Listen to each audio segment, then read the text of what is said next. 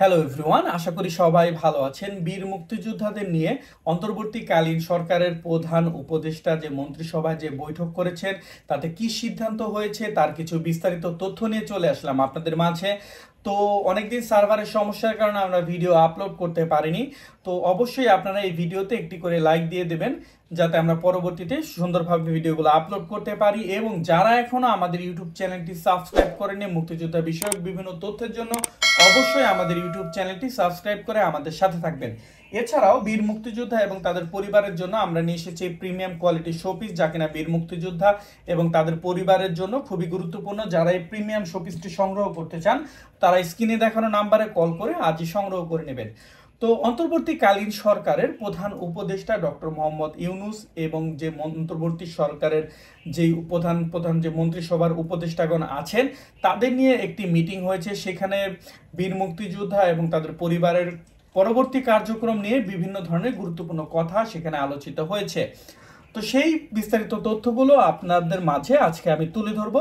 তো এখানে অনেকগুলো ব্যাপার আসে, বীর মুক্তিযোদ্ধাদের ভাতা এবং অন্যান্য ভাতা সেক্টরগুলো, এইগুলো আর ব্যাপার এখানে কথা হয়েছে। এবং বীর মুক্তিযোদ্ধাদের দায়িত্ব কে গ্রহণ করবেন, ইতিমধ্যে আপনাদেরকে আমরা জানিয়ে দিয়েছি যে বীর মুক্তিযোদ্ধা এবং মুক্তিযোদ্ধা বিষয়ক মন্ত্রণালয়ের দায়িত্বে থাকবেন বীর মুক্তিযোদ্ধা বীর উত্তম ফারুক আজম। তিনি মন্ত্রিসভায় আজকে শপথ বাক্য পাঠ করেছেন, যেখানে যার মাধ্যমে তিনি নতুনভাবে গঠিত হলেন বীর মুক্তিযোদ্ধাদের এই মুক্তিযোদ্ধা মন্ত্রী হিসেবে। তো বীর মুক্তিযোদ্ধাদের ভাতা এবং পরবর্তী যে যে সকল কার্যক্রমগুলো আছে, বীর মুক্তিযোদ্ধাদের ভাতা বৃদ্ধি করা যায় কিনা এবং অন্যান্য যে সুযোগ সুবিধাগুলো আছে তা বৃদ্ধি করা যায় না কিনা, এ নিয়ে মন্ত্রিসভায় বিভিন্ন ধরনের কথা চলছে। কিন্তু দেশের সার্বিক পরিস্থিতি বিবেচনা করে ভাতা বৃদ্ধি এখন বর্তমানে সম্ভব না হলেও যে সকল কার্যক্রমগুলো চালু আছে বীর মুক্তিযোদ্ধাদের জন্য তা চলমান থাকবে।